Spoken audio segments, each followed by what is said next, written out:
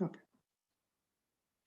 Om Agnanatimirandasya Gnananjanashalakaya Chakshurunmilitam Yena Tasmai Shri Guruven Namaha Shri Chaitanya Manobhishtam Staptitam Yena Bhutale Swayam Rupa Kada Mahyam Dadati Swapadantikam Vandeham Shri Guru Shri Yutapadakamalam Shri Gurun Vaishnavamscha Shri Rupam Sagrajatam Sahaguna Raghunatanvitam Tam Sajivam Sadvaitam Savadutam Parijana Sahitam Krishna Chaitanya Devam Shri Radha Krishna Padan Sahagana Lalita Shri Vishakhanvitamscha He Krishna Karana Sindhu Dhinabandho Jagatpati Gopesh Gopika Kanta Radha Kanta Namostute Tapta Kanchana Gaurangi Radhe Vrindavaneshwari Vrishabhanustute Devi Pranamami Haripriya Vanchakalpatarubhyascha Kripa Sindhobhya eva cha patitanam pavanebhyo Vaishnavebhyo Namo Namaha नमो विष्णुपदाय कृष्णपृष्ठाय भूतले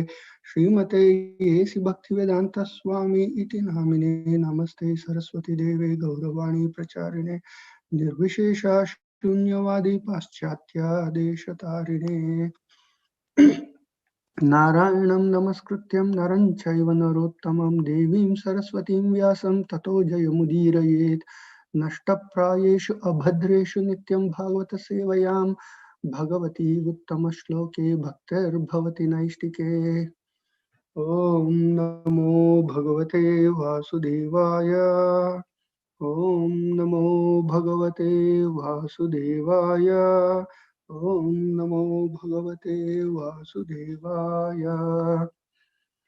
We are reading from Srimad Bhagavatam, Canto 1, Creation, Chapter 11, Krishna's entrance into Dwaraka. Text 11.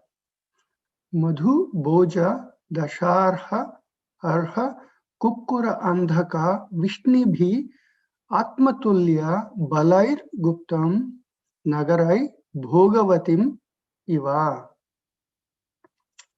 Translation by A.C. Bhaktivedanta Swami Srila Prabhupada Ki Jai. As Bhogavati, the capital of Nagaloka, is protected by the Nagas, so was Dwaraka, protected by the descendants of Vrishni, Bhoja, Madhu, Dasharha, Arha, Kukkura, Andhaka, etc., who were as strong as Lord Krishna. Purport by His Divine Grace A.C. Bhaktivedanta Swami Srila Prabhupada Ki Jai.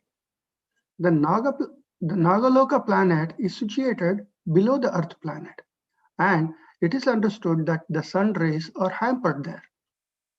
The darkness of the planet is, however, removed by the flashes of the jewels set on the heads of the Nagas, celestial serpents.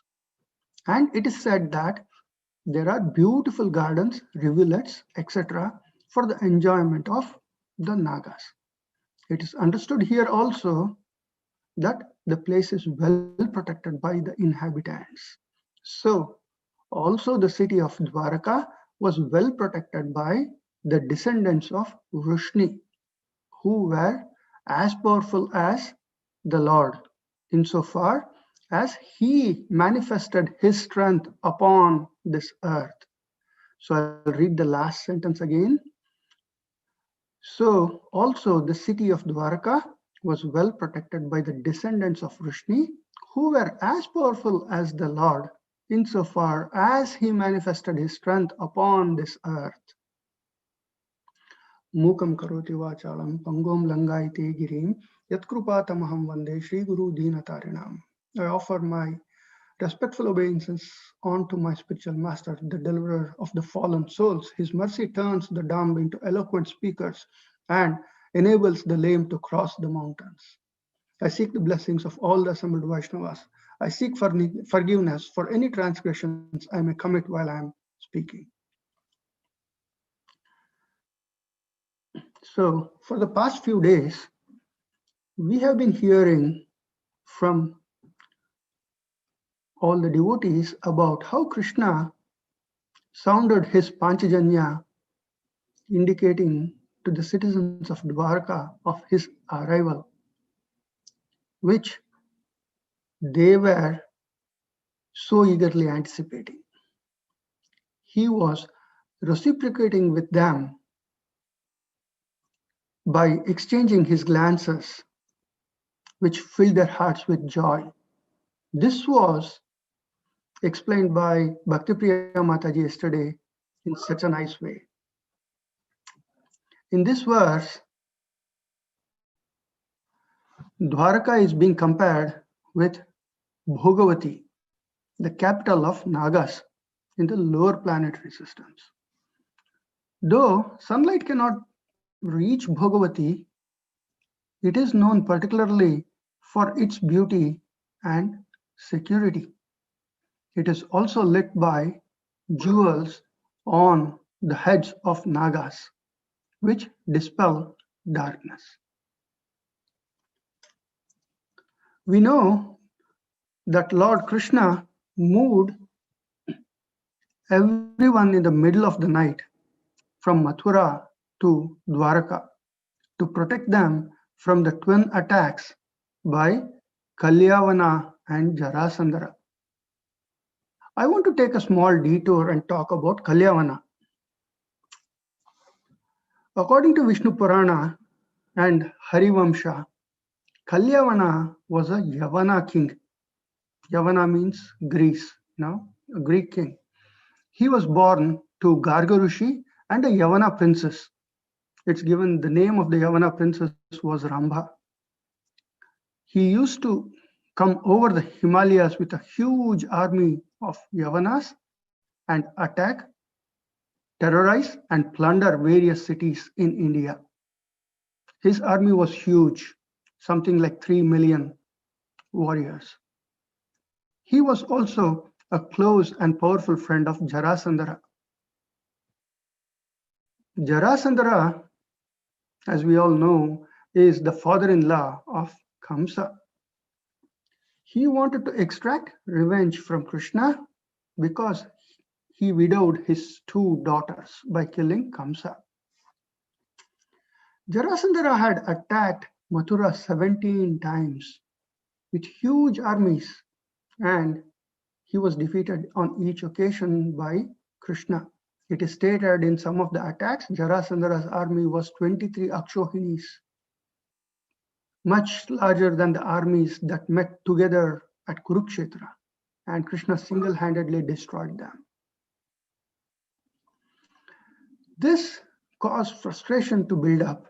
Jarasandhara plotted a 18th attack, and he was not going to do it alone. He asks Kalyavana to attack Mathura at the same time from the opposite direction. Krishna is very merciful. He understands that people in Mathura are very much tired of these attacks and are also anxious. To save them from this constant torment, the Lord moved everyone in the middle of the night from Mathura to Dwaraka. Now, the Lord very tactfully ensures that Kalyavana is drawn from the battlefield and killed by Muchukunda. It's a whole story that we can discuss sometime later. And he destroys and defeats Kalyavana's army also. Then Krishna and Balarama escape from the battle and spoil Jarasandhara's plan for the 18th time. And it is in this battle Krishna also gets his name Ranchod, the one who ran away from the battlefield. With your permission, I want to take another small detour which is not directly related to today's topic. I want to talk about Bhagadatta, one of the Maharathis who fought in Kurukshetra war. He was a son of Narakasura, whom Krishna had slain and rescued 16,000 princesses who were captive. Since these princesses could not go back to their home, nor could they marry, nor would any man dare to marry them after their association with Narakasura. They all decided to commit mass suicide. To prevent this from happening, the Lord provided protection to them by marrying them. Bhagadatta also came from the west like Kalyavana. His kingdom was Pragjyotishpura, which is modern day Iraq. He used to pay taxes to Jarasandhara and later to Yudhishthira Maharaj. Bhagadatta was a Maharathi. It is from his name, the capital of Iraq takes its name, Baghdad. To this day, the locals pronounce the name as Bhagada and not as Baghdad, and that name sounds very near to Bhagadatta. Arjuna had gone to Pragjyotishpura to collect taxes from Bhagadatta. And when Bhagadatta refuses to pay the taxes, there's a huge war between Bhagadatta's son and Arjuna. And nobody is the victor. Please forgive me. Bhagadatta, and there is no victor. So they finally compromise, and over a period of time, Bhagadatta, Arjuna, and the Pandavas become very close friends. We learn from the first chapter of Bhagavad Gita that Duryodhana was a very tactful diplomat. Bhagadatta is a Maharathi. Duryodhana traps him skillfully and makes him fight on his side during the Kurukshetra war. So let's come back to the main theme of the verse. Dwaraka was also known as Swarnadvaraka because of its opulence. It had a lot of high-rise buildings which lit the night sky. There were a lot of gardens and much more. Dwaraka means door. Sorry, Dwara means door. Dwaraka means city of doors. Our hearts are like Dwaraka, the residence of our beloved Lord. He wants to enter our hearts and reside there. However, the doors of our hearts are closed with ignorance, locked with anarthas, and further sealed with offenses. In ISKCON, we are guided by Srila Prabhupada. If we follow the parampara and the instructions of Guru, Sadhu, and Shastra, and we practice unalloyed, loving devotion service, we will learn how not to commit offenses, cleanse ourselves of the anarthas, and with descending knowledge, defeat ignorance. The doors of our hearts will miraculously open, inviting our loving Lord with enthusiasm to come and reside within. Dwaraka was very well protected by the descendants of Vrishnis. These Vrishnis were as powerful as the Lord himself. I wonder how could anyone be as powerful as the Lord himself? So Srila Prabhupada very carefully adds a caveat in the purport to guide us. He says, insofar as he manifests his strength upon this earth, so no one can have the opulence or the power that is equal to or greater than Bhagavan. Now, consider a king. He lives in a palace. He wears royal clothes, eats and sleeps very royally and very opulently. His ministers, his assistants, and his friends also live in the same palace, along with the king. They enjoy the same opulence. They wear the same clothes. They too accompany the king wherever he goes. They eat the same food the king eats. They also command a lot of power that is given by the king to them. However, they are not equal to the king. So the powers that they have to use it in obedience to the king. We need to understand in the same way Bhagavan Krishna, our sweet Lord, out of his causeless mercy, provides opulences and powers to his devotees. In this case, the Vrishnis, in whose lineage Krishna appears, provides them with strength that is equal to his strength that he manifests upon this earth. And such opulence and powers should be employed exclusively and only in the service of the Supreme Lord. Take the case of our founder Acharya, Srila Prabhupada. He was faced with extreme difficulties. He did not have money to pay for his travel to the US. All he had was supreme faith in his spiritual master's instruction and Krishna. He undertook an extremely difficult journey by the sea. His struggles and sacrifices during the formative years of the movements were very exemplary. Reading through the chapters in Leelamrita, my heart would pound with tears filled in my eyes. I would eagerly ask, Krishna, if will Prabhupada's sufferings ever end? Why is he being put through these extreme tests?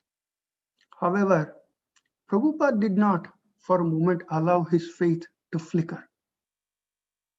He knew Krishna would not fail.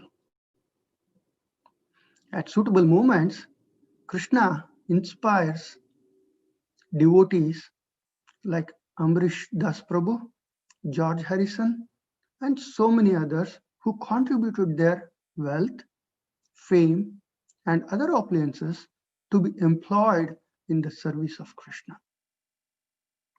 There are so many other devotees who sacrificed and contributed to make this movement truly international.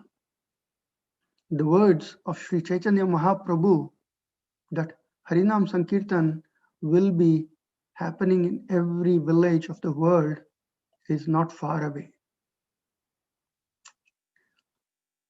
Let us consider the story of Raghunath Bhatta Goswami and his efforts in building Radhakund and Shyamkund. Raghunath Bhatta Goswami is a very learned person, and he also hails from a very rich and royal family in Bengal. Even though his family was very pious and religious and were inclined, to what Raghunath Bhatta Goswami was doing, he renounces everything and takes up devotional life under the guidance of Sri Chaitanya Mahaprabhu. There are numerous stories glorifying Raghunath Bhatta Goswami.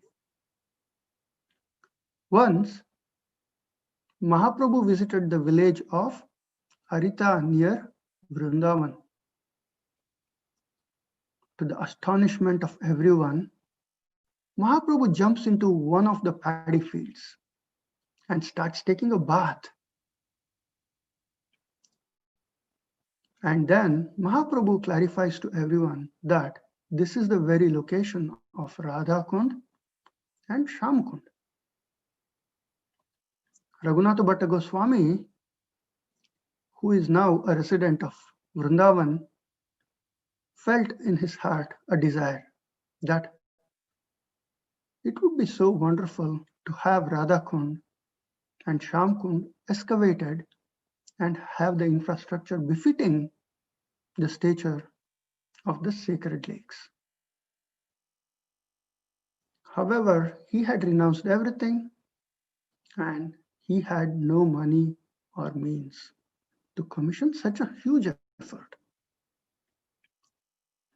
So I want to take a step back again, and I want to talk about our own experience with our temple phase 1 construction as an example. It involves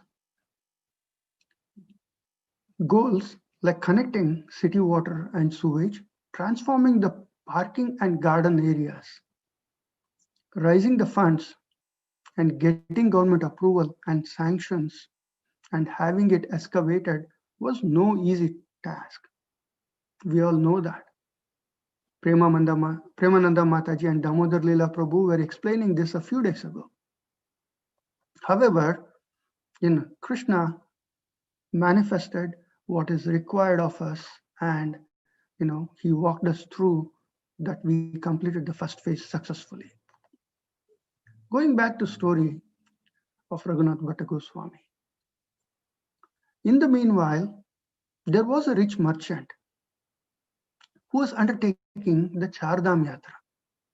His intention was to donate his wealth to Badrinarayan temple. One night, during his journey, Lord Badrinarayan appears in his dream and asked him to go to Vrindavan and find Raghunath Bhatta Goswami and donate his wealth. This merchant doesn't know who Raghunath Bhatta Goswami is, but he obeys the instruction of Badrinarayan and travels all the way to Vraj. And he goes in search of Raghunath Bhatta Goswami, and he goes to the village Atri. And he's talking to every person. Do you know Raghunath Bhatta Goswami? Do you know this person? So on and so forth. After some effort, he locates Raghunath Bhatta Goswami and ascertains that he is Raghunath Bhatta Goswami.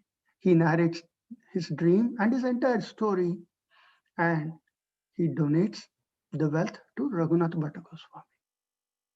Raghunath Bhatta Goswami is elated, he is overjoyed, and he earnestly starts the work on Radhakund and Shamkund. When the work starts, there were 5 trees on the bank of Shamkund, because of which Shamkund could not be made into a perfect rectangle. So Raghunath Bhatta Goswami contemplates about removing these 5 trees, and that night Yudhishthira Maharaj appears in Raghunath Bhatta Goswami's dream and says to him that the 5 trees are Pandavas who will be always present in Shamkund.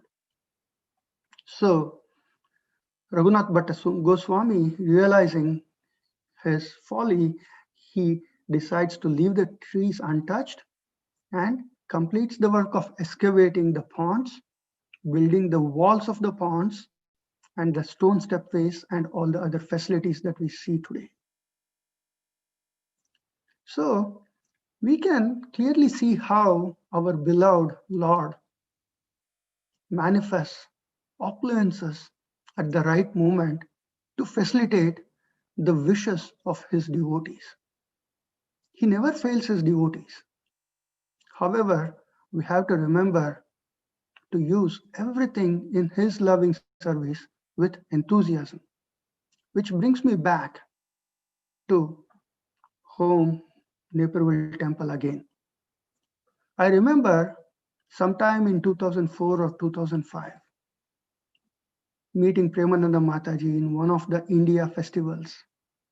She was inviting Advait to attend Gita camp.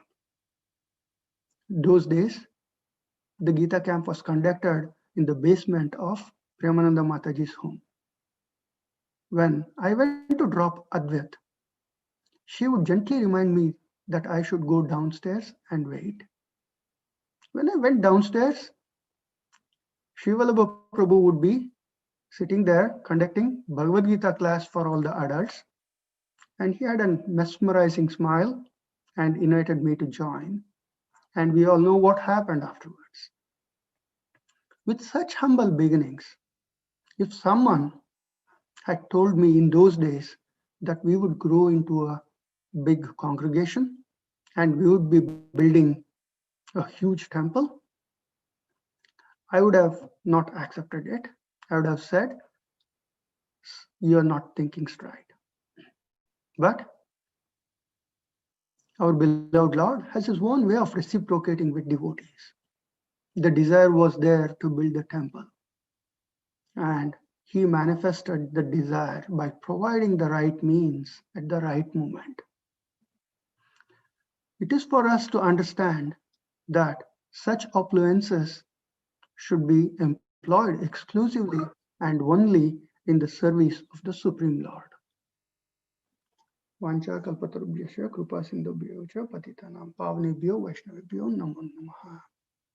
Thank you, devotees. If you have any questions or clarifications or want to discuss anything, please bring it up. If I am able to answer them, I will. Otherwise, I'll request one of the senior devotees, senior Vaishnavas to help me out.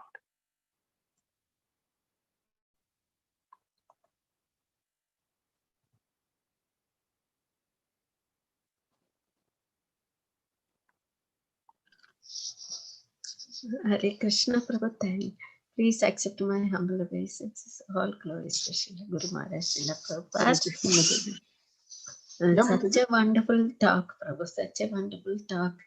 You have given, so many. I mean, our mind's frontiers expand when you talk in so many. All glories to Srila Prabhupada and Guru Maharaj. That is so wonderful, Prabhu. Everything was so relevant and so beautifully narrated. And I was also, experiencing our own Naperville evolution from those days. And how we went to Oswego and then back to this place, and it is a very beautiful story to think, recollect, and yes, it's all Krishna's plans. And when you talk about Srila Prabhupada's, own selfless sacrifice, and how one person can make so much of a difference in the world, then we should all put our very best in service of the Lord. It will be very inspiring. Thank you very much. Thank you, Mataji. Hare Krishna. Hare Krishna. Wonderful. Thank you, Mataji. Hare Krishna.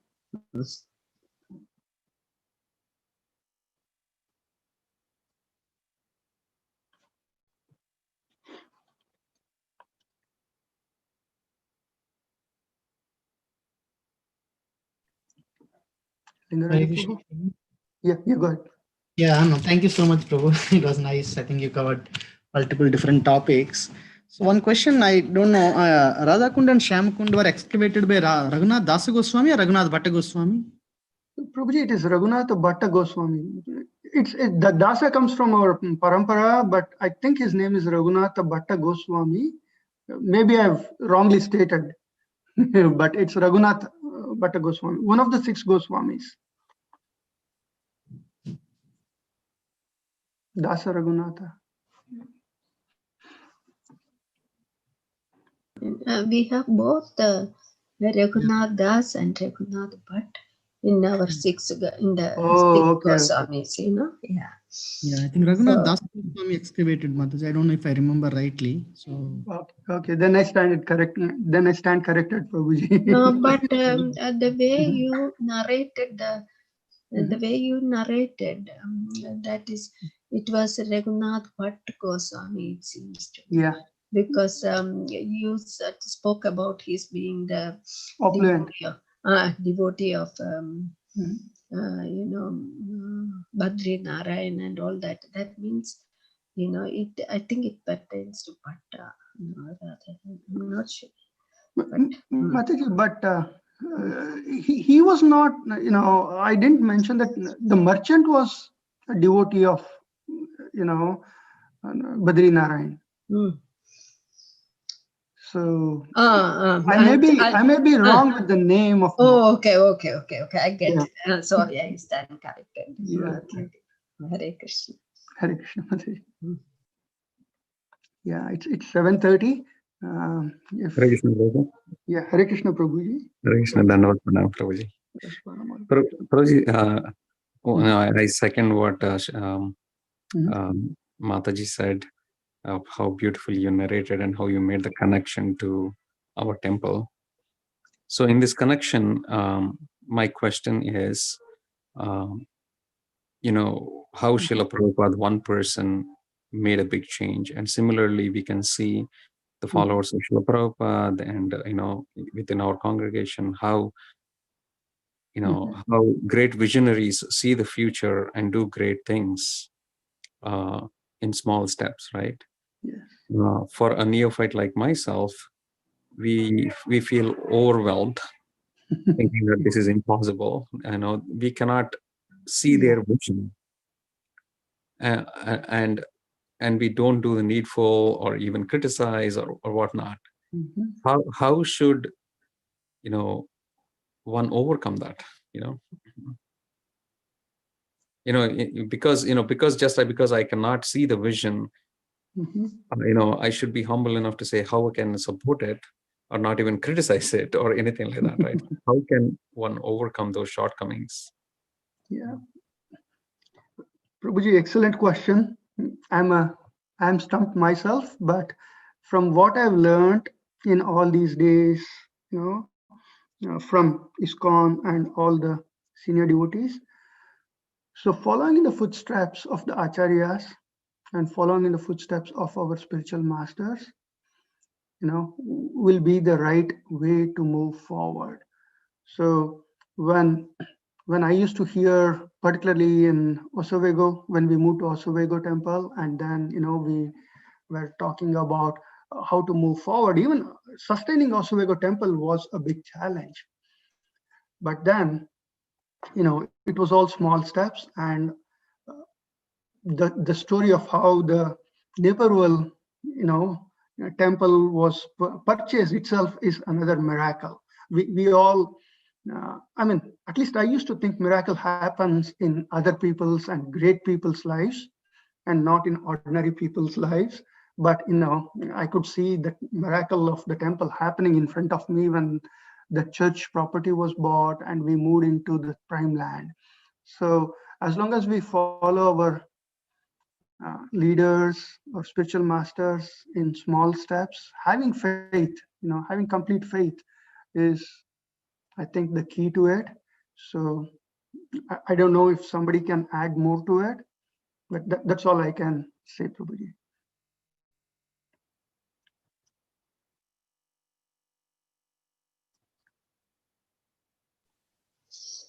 Prabhuji, if I might take one more minute. Sure, Mataji. I was very impressed by the I was so astonished to read that last sentence. They were all as strong as the Lord, in the sense, as far as he exhibited his strength in earthly pastimes. Yes. But if we look at it, how he single-handedly defeated the Jarasanda's 17 attacks. He was simply a young prince at that time. And then how he single-handedly defeated Salwa's attack when he came to Dwarka. He immediately had to face Salwa's attack. So all that the Lord himself, how much he has and how he defeated Narakasura, and his strength even in earthly pastimes are so beyond our understanding. And if we think that, it just shows, that Lord comes with all his, his own, the demigods are serving him, and they are all not at all, they are superhuman, and also I'm struck with wonder. Even in those times, there were such military empires. You said about Bhagavatam and Kalyavana, and even Jarasandha.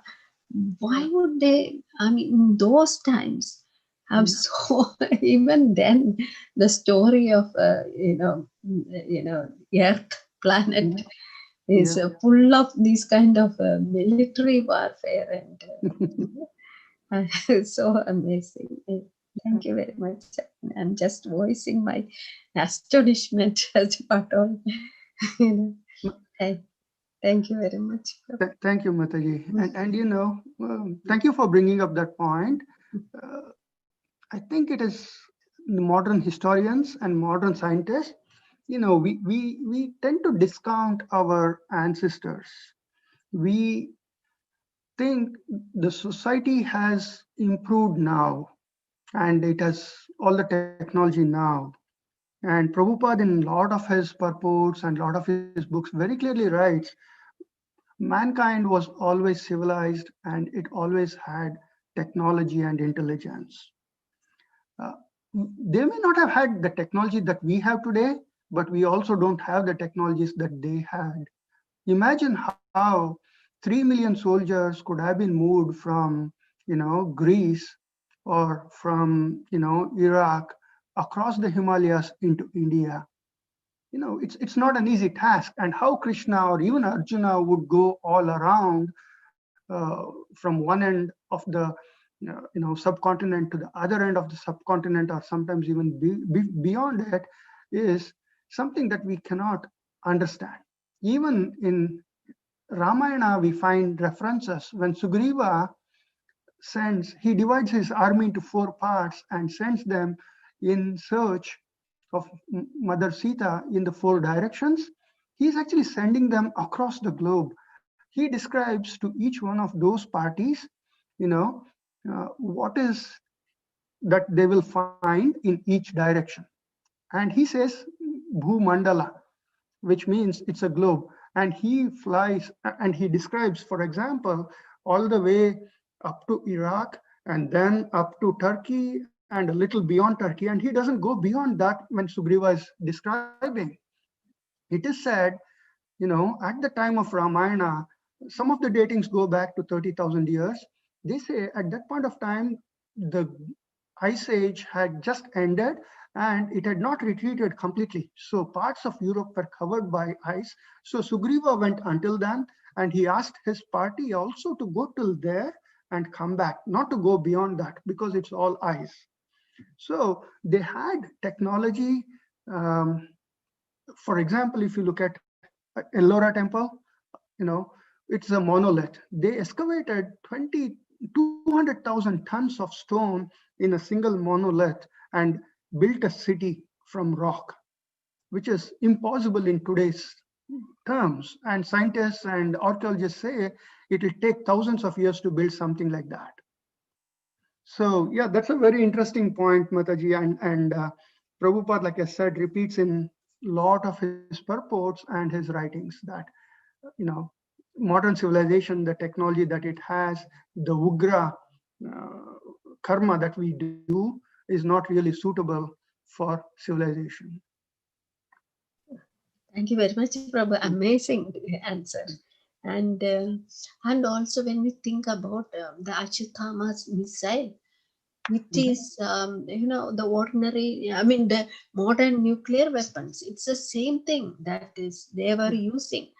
Yeah, only thing is the technology was of mantras correctly uttered. I mean, this is very mind-boggling. I mean, they had all the things that we had and more. Actually, it is false to think that modern technology is something superior. You are right. Thank you very much. Yeah, Mataji. Thank you so much. Thank you very much. Yeah, I think we are 10 minutes above. Thank you. Thank you, everyone. Vancha kalpatarubhyascha kripa sindhubhyo patitanam pavanebhyo vaishnavabhyo namo namah. Lingaraja Prabhu. Thank you, Prabhu. It was nicely put, the last answer, Prabhu. I was just because if I remember even Dwaraka temple, I mean, any temples, right? The architecture, it's not possible to, I mean, those days, I mean, if we think that we don't have those technologies, how did they build those temples? Right? Yes, Prabhuji.